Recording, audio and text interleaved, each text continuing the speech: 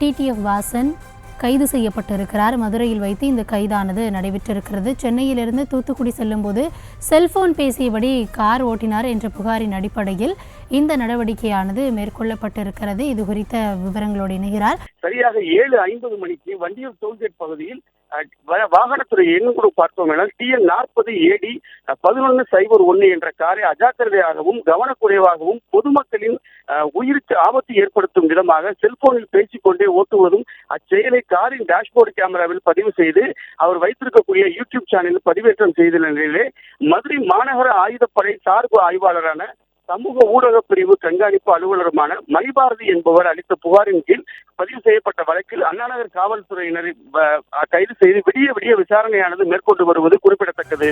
Gautami.